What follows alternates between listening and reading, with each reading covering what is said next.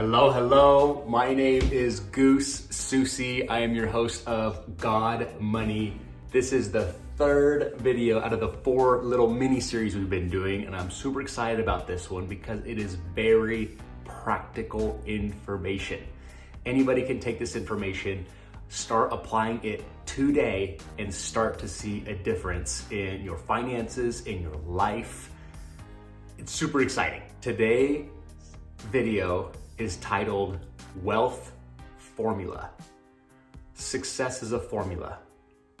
Wealth is a formula. Money is a formula. Getting in shape is a formula. All these different categories throughout life have formulas. Nobody takes the time to teach anybody else the formula. I don't know why, but the school system doesn't teach you this formula. And I don't know why, because it is so important, and it would prevent so much struggle in America if we were all just taught this simple little formula. I've learned this from a bunch of different mentors, from books I've read, from books on tape that I've listened to, from TED Talks.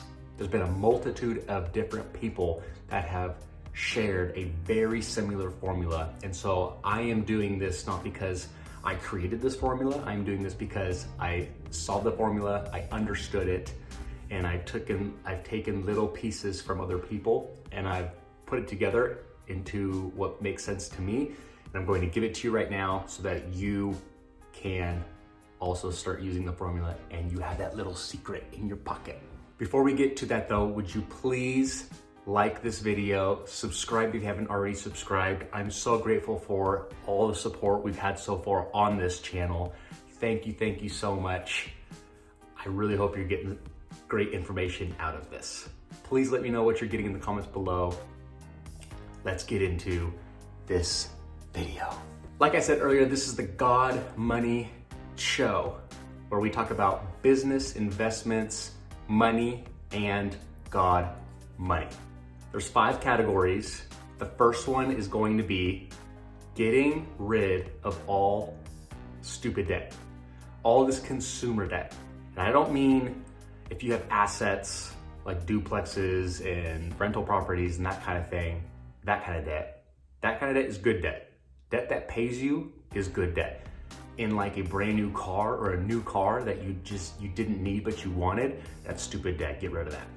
Credit cards that you just keep buying clothes with, that's not good debt. Get rid of that debt. Whatever debt isn't putting money back in your pocket that's in an investment, get rid of it. I made a list when I was 23 years old. I had $4 to my name. I made a list of all the creditors that I owed money to. And by the way, the creditors do a very, very good job of never forgetting who you are. They call you monthly. And if you're really lucky, they get to the point where they call you weekly to make sure that you haven't forgotten about them. So I made a list and I got this piece from Dave Ramsey. I don't believe in a lot of what Dave teaches, but I did believe in this principle. Get rid of stupid debt. I made a list starting with the highest interest rate debt on top, and then just made the list working my way down and just started chipping away at every single one of those until they're gone. And so what I did was I took the highest interest rate with the lowest balance and started paying that one off. That became my target, is start paying off that loan. And it felt like it took forever. I think it took about 9 or 10 months to really get rid of all that debt. And it was stupid stuff, guys. It was really, really just worldly things that I never needed, had no business ever buying it. So the reason I started with the highest interest rate and the lowest balance is I wanted to create some momentum. So as soon as I got rid of that one, I checked it off the list and I had this like momentum starting. I think Dave Ramsey calls it the snowball effect, right? And so then I took the next one on the list, and the same amount I was paying on that first one, I just rolled it as if I still had it, and just started paying on that second one. Does that make sense? And just started paying off until it was all gone. Now, the second step is get a credit card. If you don't have a credit card, get a secured credit card. I had a 407 credit score.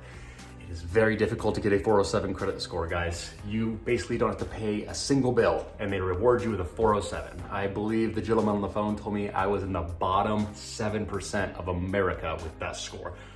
So if I can use this formula and become a millionaire by 29, you can definitely do this too. A secured credit card is go to your local bank, go to your local credit union, you will have to put up money first. So like in my instance, I had $500, I wanted a $500 credit card. So I gave them $500, real cash, and they gave me a line of credit. It really wasn't a line of credit because I gave them $500, so they're covered. They saw what a risk I was to give a credit card to. I get it now, but you have to get to the point where you're okay with paying the piper. If you don't have options, or you don't have as many options as you would like to have, then you have to play the game. Only way I was going to be able to play the game to get a credit card is to get a secured credit card. So I went down to the local credit union, I gave them $500, they gave me a $500 credit card limit. And so all I did on that is I would put 1 tank of gas on that card every month and pay it off.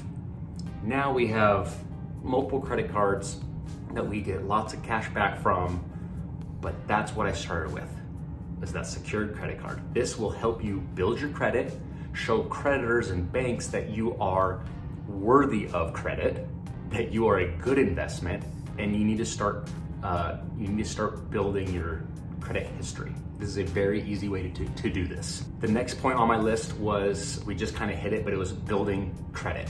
So again, I went to putting only, out of $500, I only used it for a tank of gas. And I did that to show the creditors, because I knew I could pay for at least 1 tank of gas a month. I didn't max it out every month. I didn't go overboard with the card and buy groceries with it, or shoes, or whatever. I literally just only put 1 tank of gas on it. Now this 4th step is so important. Learn to save 20% of your income. So my income, when I first started out, looked just like this. Out of 100% of my income that I was earning, 10% tithed. It went directly to tithing. I treated it as if it was a bill that I owed every month. I would pay it before I paid any other bill. 10% tithe. The next 20% of my income, I would put it to the side to save. And I would put it to the side to save so I could invest later. That leaves you with 70% of your income. If you're saying, Goose, I can't live off 70% of my income.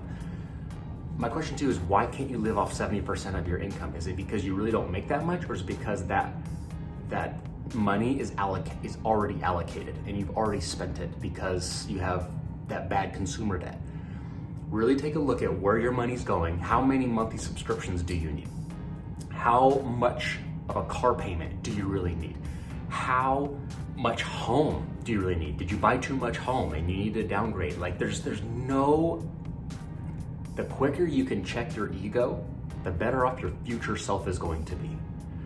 I was totally fine with punting leisure today because I dug myself in a hole. This I'm talking about when I was 23 years old. I didn't go out to eat.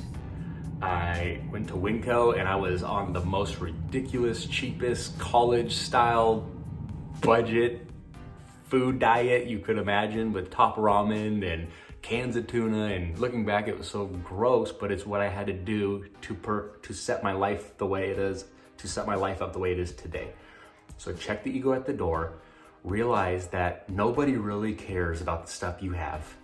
It's so funny, we buy stuff to impress other people that we really don't care that much about anyways. It's just kind of the way our culture works. It makes no sense. I know, because that's exactly how it was for me. I saw myself buying things just to look the part. And I don't even know, like looking back, it sounds so silly, but that's what a lot of people do to this day. That's why nobody has any money, because it's so important to look the part rather than to actually get financially free. This 10, 20, 70 rule will literally set you up to be successful. And it will literally set you up so you're never broke again. It's a system, it's a formula. Again, wealth is a formula. This is one of the formulas. This is one way to create wealth. Give 10, save 20, you have 70 now to live off of. Along the way, what I was doing is earning extra money as I could, but I never ever put that in my 70%. The extra, birthday money, Christmas money, mowing the neighbor's lawn money, anything outside my job that wasn't in my living expenses, I put it to the side. That extra money automatically went into my saving to invest account, okay? And so we got to the point where we are now living off 45% of our actual income and tithing 10 and saving the rest. This is a discipline that you need to grasp. And the quicker you grasp this, the further along you're going to be. The last step was just to stack cash. And that was kind of what I was just talking about with any extra money you get. Doesn't matter if it's birthday money, doesn't matter if it's a side hustle you have, all that, anything extra outside of what your normal living expenses are, put it to the side. I heard Bishop Jake say, don't put it in your operating account, put it in your extra account, and put it in an account that you can't touch, or at least mentally you can't touch. If you do this simple step, give 10, save 20% to invest, and live off 70%, your life will look so much different, and you'll realize just how quickly you start building wealth. It's very difficult to get financially free with no plan. This isn't just a tip. This is a formula that will work. I'm very curious if you're willing to take that challenge, take that step today, right now, right after this video, right after you like and subscribe to this video. Write down everything that you're spending your money on, and then write down how much money you have left at the end of the month. If that number is 0 or if it's in the negatives, you need to go back through that list and start weeding out. And look, I am a huge believer in not wasting money.